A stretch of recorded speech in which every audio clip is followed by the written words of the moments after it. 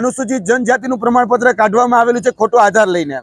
રાજકીય છત્રછાયા અને રાજકીય પીઠબળના જોડે આ જે આધાર કાઢવામાં આવેલું છે 1999માં નરેન્દ્ર ભીખનભાઈ ગરચર જે હતા એની ઉપર 100 કોસ નોટિસ એ આપવામાં આવી હતી કે તમે એસટી કેટેગરીમાં આવો છો એનું પ્રમાણપત્ર રજૂ કરો।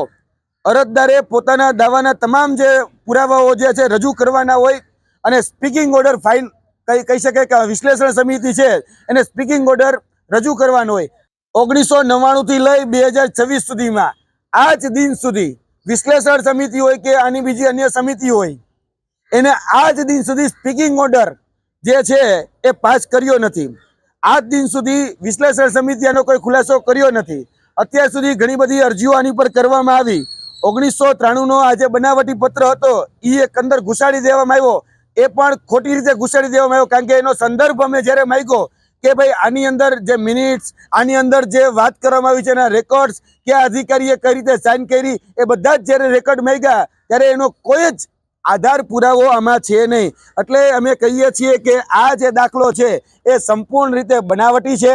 આ દાખલાનો ઉપયોગ ક્યાંક ને ક્યાંક અત્યારે સરકારી નોકરીઓ મેળવવામાં તેમજ જે સાચા આદિવાસી છે એ સાચા આદિવાસીનો હક લેવા માટે ક્યાંક ને ક્યાંક આ બોગસ પ્રમાણપત્રનો ઉપયોગ કરવામાં આવી રહ્યો છે।